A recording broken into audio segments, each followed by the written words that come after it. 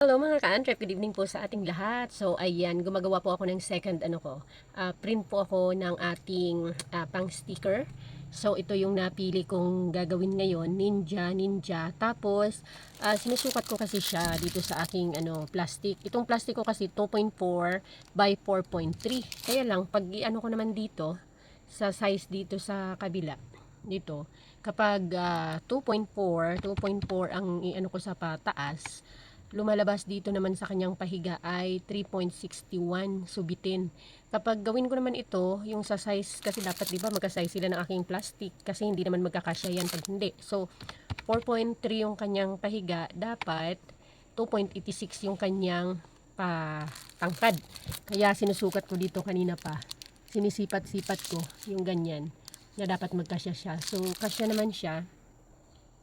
Ayan. So ngayon ay nailagay ko na. Dito lang yan sa insert. Tapos galing lang yan, Pinterest lang. Na dinownload ko na. And then kakopy lang tayo. Pag-copy, Control V lang natin. So bali dalawa, aroy bitin. Ibig sabihin, masyado nang tabi tong gawa ko. Ibig sabihin, diliitan ko itong isa. Yung kapares niya. Para makadalawa ako per bond paper. Kasi ito yung sukat nito, ito na yun yung 2.86 by 4.3. So, gagawin natin kasi dapat siya, 'di ba? Tatlo. Kasi ibebenta natin yan ng 20. So, ikakat ko ito. Bali ang pares na yan, 40, 20. And then yan.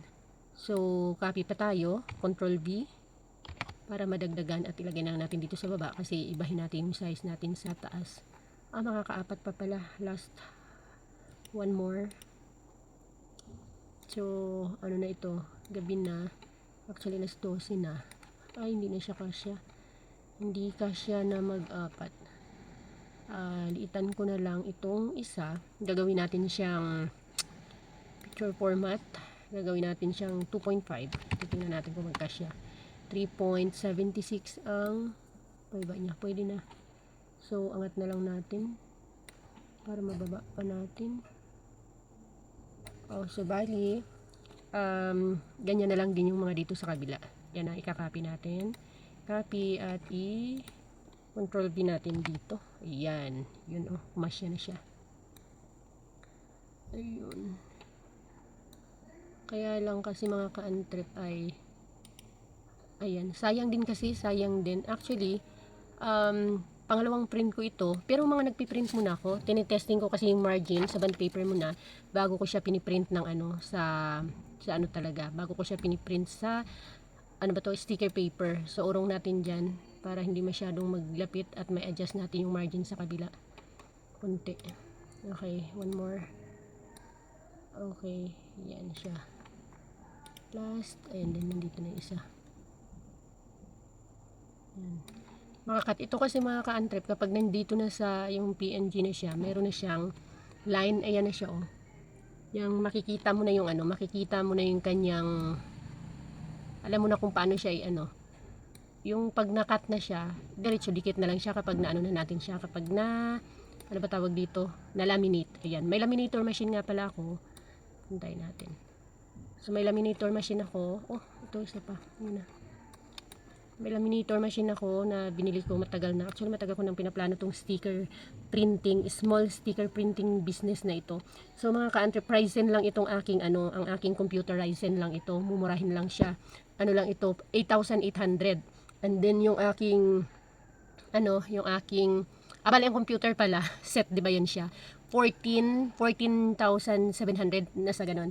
Itong aking printer na Epson L3210 ay yun yung 8,000. Saradong 8,000. So, pwede pa kaya ito dito. And then, tapos bumili ako ng laminator. Bitin na bitin. Liitan ko to kasi napakasayang ng space. Punta tayo sa picture format. Liitan natin. Maging 2 na lang siya. 2.0. 2.0. Ginawa kong 2.0 yan. Pinakababa. Para magamit pa ito. Sobrang sayang kasi. So, ayan siya. Ganyan kaliit. Ayan. Pagsama ko, 20 na lang yan. O kaya, natin, 2.2. Ayan, pwede sa 2.2. Yan siya. Ayan. Pwede siya sa 2.2. Gusto ko pa sanang singitan dito kaya lang masyado na maliit. 2.3. Try natin sa 2.3. Ayan, pwede sa 2.3. Ayan, 2.3 by 3.46. Ayan. So, kasi yung mga kantrip, kasi kahit nag-overlap yan siya, pag nakat mo yan siya dyan, ayan pag naikat mo yan, okay lang naman. Kasi hindi naman siya mag-ano dyan hindi naman siya dyan hindi sila magkaabutan nung kanyang nung kanyang pinaka pangtuklap kapag nag-ano na siya, kapag na-laminate na siya. Ayan. Hindi ako gumagamit ng ngayon, ng ating tripod, kaya medyo nahirapan ako. Next ay magko-control V na tayo. Tingnan natin kung okay na siya. Wait lang po. Siya mga ka-antrep, nung kinontrol P ko na, ito na siya. Control P kasi para makita natin yung ating parang pinaka final layout, kung paano natin siya halimbawa pag na-print out na siya kung anong itsura niya. So ayan, okay pa naman siya straight ikakat. Okay, but now ayan, papakita ko sa inyo, ito yung ating ito yung aking gagamitin, iTech na vinyl matte po yan, matte nating vinyl na A4 na vinyl sticker. Ayan siya, A4 20 sheets yan siya. Ayan, iTech vinyl sticker matte. So pakita ko sa inyo mamaya ang output niya, napakaganda. Check natin dito, bali yan yung ating yan yung ating nakikita, yan yung magiging output niya. Pero dito mga ka-antrip, ang copies ay ilalagay ko 4, since 4 naman yung aking nilagay doon na vinyl. Tapos mga ka-antrip, tingnan nyo sa printer properties. Yan. Pagpunta nyo ng printer properties, dito sa sa type of paper, ilagay nyo dyan kung anong papel ang meron na nandoon sa inyong printer. So, ang akin ay Epson matte dahil yun yung nakalagay natin. Sa quality, gawin nating high. Kasi pag standard lang siya. Syempre, colored na yan siya. And then, okay.